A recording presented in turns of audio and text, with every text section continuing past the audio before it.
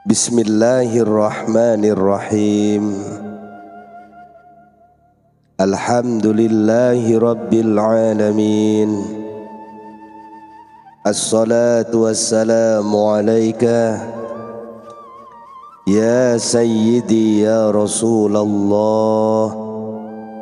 Khudh biyadi qallat hilati adrikni. Seseorang masuk dan Maulana Rumi berkata, ia sangat disayang dan rendah hati. Itu karena permata yang terdapat dalam dirinya, seperti sebuah dahan pohon yang digantungi oleh buah, maka batang itu akan menunduk. Sementara dahan yang tidak digantungi buah akan tetap tegak, seperti pohon poplar. Namun ketika buah di pohon itu amat banyak, maka orang akan meletakkan penyangga di bawahnya agar tidak roboh. Rasulullah sallallahu alaihi wasallam adalah orang yang sangat rendah hati karena buah dunia dan akhirat menyatu di dalam dirinya.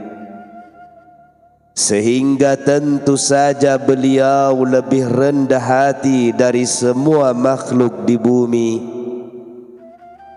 Tidak ada seorang pun yang mendahului Rasulullah dalam mengucap salam.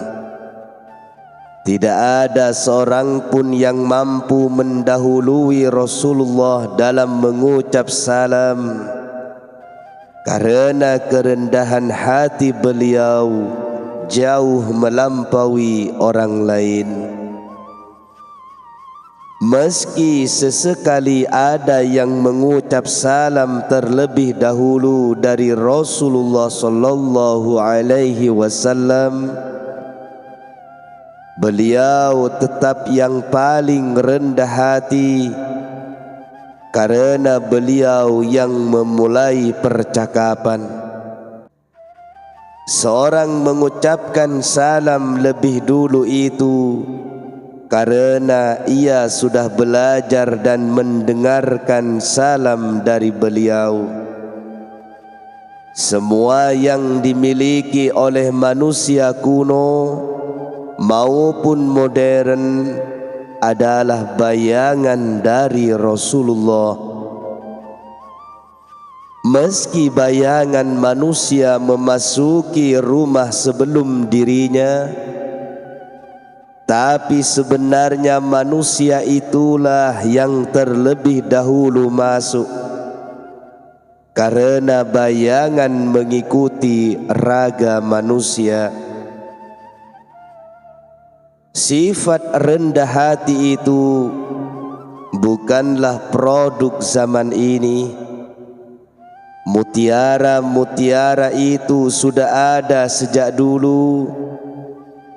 Dalam mutiara dan bagian-bagian dalam diri Nabi Adam, sebagian bersinar terang dan sebagian lainnya gelap dan menebar kepekatan. Sekarang semuanya tampak jelas, tapi kecemerlangan dan pesona ini sudah ada sejak dulu. Dan mutiara dalam diri Adamlah yang lebih murni, lebih cerah, dan lebih rendah hati. Sebagian orang melihat permulaan dari sesuatu, sementara yang lain melihat pada akhir. Mereka yang melihat pada akhir adalah orang-orang mulia dan agung karena mereka melihat pada akibat dan akhirat. Namun mereka yang melihat di awal jauh lebih agung lagi.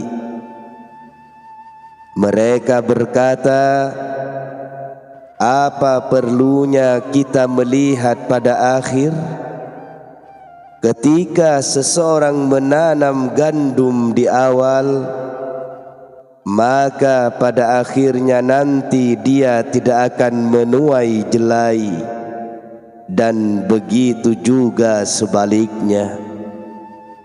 Mereka adalah orang-orang yang melihat pada permulaan, tetapi ada orang yang jauh lebih agung dari kedua orang sebelumnya, yaitu mereka yang tidak melihat awal maupun akhir. Sebab awal maupun akhir melintas dalam pikiran mereka. Orang jenis ketiga ini tenggelam dalam Tuhannya. Selain itu, ada juga orang-orang yang tenggelam di dunia. Mereka tidak melihat awal dan juga akhir, karena mereka berada di puncak ketidaksadaran. Mereka itulah santapan bagi monster Jahannam. Dari sini bisa dipahami bahwa alasan diciptakannya semua ini adalah Nabi Muhammad sallallahu alaihi wasallam. Jika bukan karena dirimu, aku tidak akan menciptakan bintang gemintang. Semua yang ada kemuliaan, kerendahan hati, hukum, dan derajat yang tinggi adalah anugerah dan bayangan darinya. Sebab lantaran beliaulah semuanya mewujud. Demikian juga semua yang dilakukan oleh tangan ini dilakukan oleh beliau dalam bayangan akal, karena bayangan akal jauh berada di atas tangan. Meski sebenarnya tidak ada bayangan untuk akal, namun beliau memiliki bayangan tanpa bayangan, sebagaimana makna yang memiliki bentuk tanpa bentuk. Jika bayangan akal tidak ada di atas manusia, seluruh anggota badan manusia tidak akan berfungsi. Tangan tidak akan pernah memegang sesuatu dengan benar. Kaki tidak akan bisa ke jalan yang benar. Mata tidak akan bisa melihat apapun. Dan semua yang didengar oleh telinga akan menyimpang dari yang sebenarnya. Di dalam bayangan akal ini, semua anggota badan melakukan perannya dengan baik, indah dan layak. Sebenarnya semua yang dilakukan oleh anggota badan itu berasal dari akal, sebab seluruh anggota badan hanyalah alat bagi akal. Orang yang agung adalah orang yang menjadi khalifah bagi waktunya. Ia seperti akal universal, sementara akal-akal manusia yang lain adalah bagian dari akal universal ini. Semua yang dilakukan oleh akal-akal ini berada dalam bayang-bayang akal universal. Jika anggota-anggota badan melakukan hal yang menyimpang, hal itu dikarenakan akal universal telah mengangkat bayang-bayangnya dari kepala mereka. Ketika seseorang menjadi gila dan melakukan hal-hal yang tidak layak, bisa dipastikan bahwa akal universal telah pergi dari kepalanya dan bayangannya tidak lagi menaungi orang itu.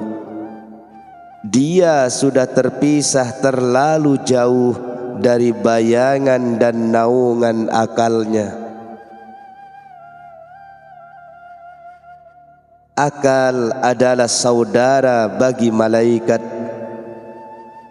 Meskipun akal tidak memiliki bentuk, bulu, dan sayap sebagaimana malaikat, namun pada intinya akal dan malaikat adalah satu.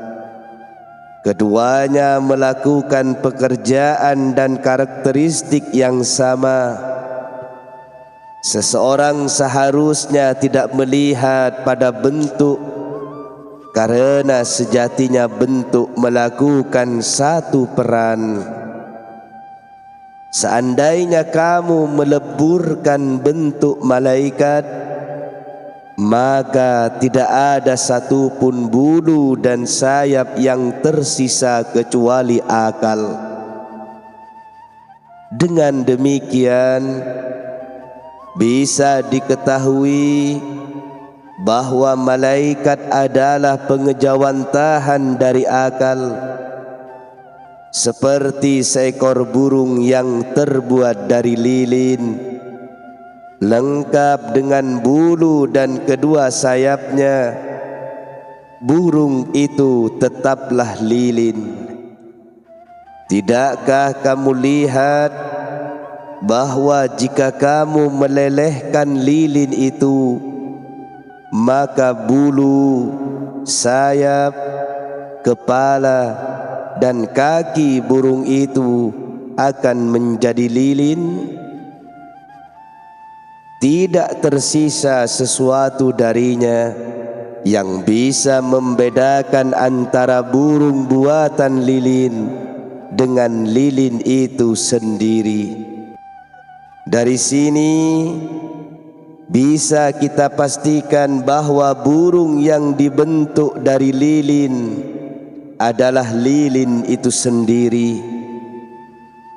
Lilin itu diukir sedemikian rupa sehingga berbentuk seperti burung, tapi tetap saja itu adalah lilin. Sama halnya dengan es yang tidak lain adalah air. Jika kamu melelehkan es, maka ia akan menjadi air. Sebelum menjadi es dan masih sebagai air, kamu tidak mungkin bisa memegang dan menghentikan arusnya. Namun ketika air itu sudah membeku, kamu bisa menggenggamnya dengan tanganmu dan meletakkannya di dalam baju kebanggaanmu. Tidak ada perbedaan yang lebih signifikan dalam hal ini. Tetap saja es adalah air, keduanya adalah hal yang sama. Demikian juga dengan manusia. Mereka mengambil bulu malaikat dan mengikatnya pada buntut seekor keledai dan berharap agar keledai itu bisa berubah menjadi malaikat karena keutamaan cahaya malaikat dan persahabatan dengan malaikat. Akal meminjamkan sayapnya kepada Isa. Kemudian ia terbang tinggi di atas malaikat.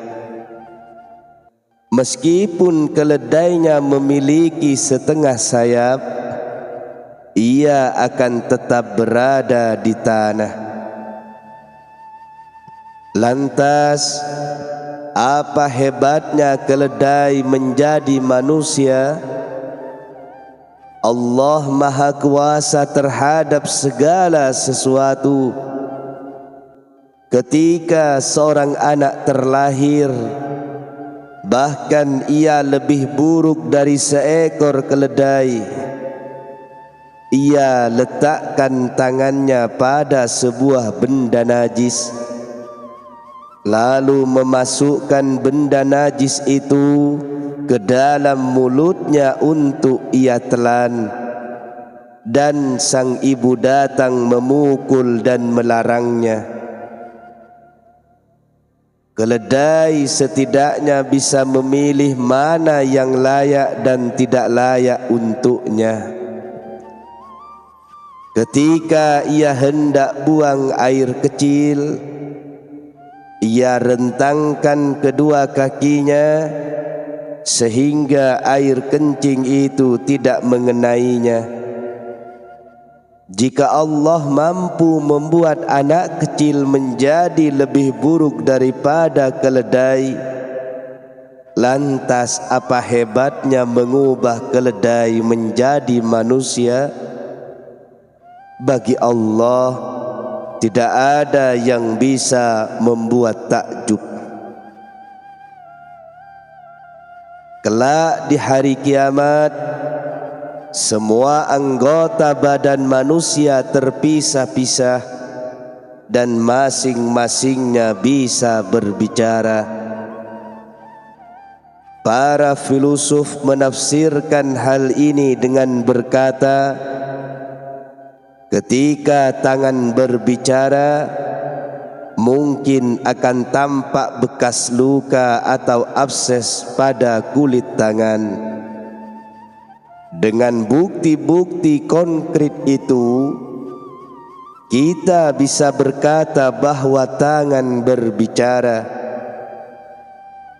Kamu berkata, aku memakan makanan yang panas sehingga tanganku menjadi seperti ini, atau tangan itu terluka atau menjadi hitam.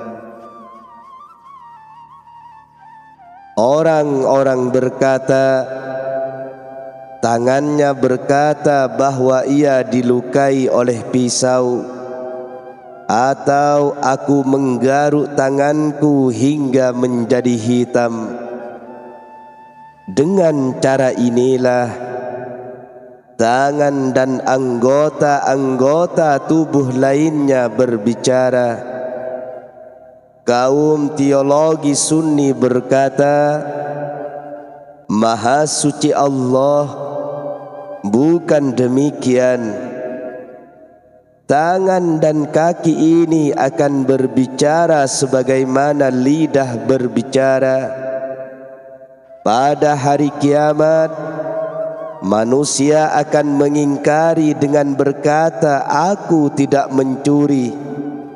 Kemudian tangannya menjawab, ya, kamu mencuri, akulah yang mengambilnya, dengan bahasa yang sangat jelas.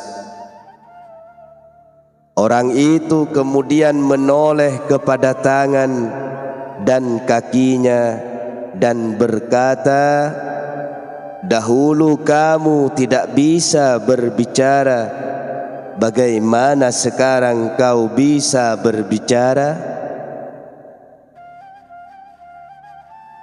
Firman Allah Subhanahu wa ta'ala, Allah yang menjadikan segala sesuatu pandai berkata, telah menjadikan kami pandai pula berkata.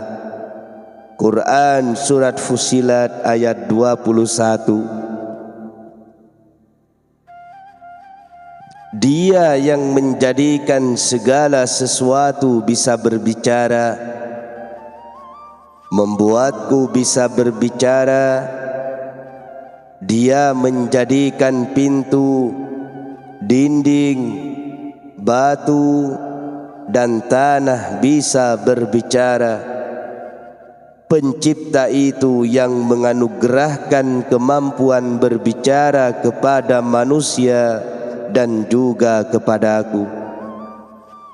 Lidahmu yang membuatmu berbicara.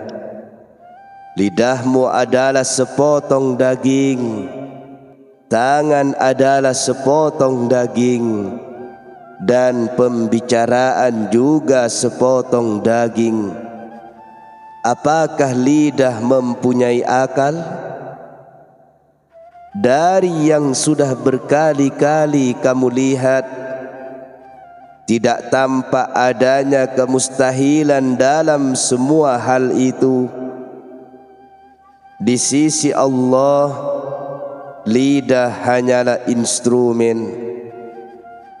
Jika ia menghendakinya berbicara, tentu ia akan berbicara. Dengan semua yang diperintahkan dan dikuasainya, lidah akan berbicara. Pembicaraan muncul sesuai dengan kadar kemampuan manusia. Perkataan kita mirip dengan air yang diperintahkan oleh pemimpin air itu. Apa yang diketahui oleh air tenang arah aliran mereka?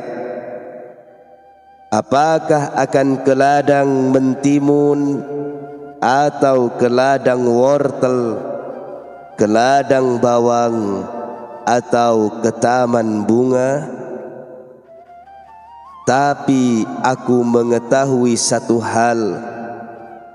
Ketika air mengalir begitu deras, berarti ada ladang luas yang sedang kehausan. Tapi jika air yang mengucur sedikit, berarti ladang yang dialiri air tidak begitu luas. Bisa jadi hanya sebuah kebun kecil.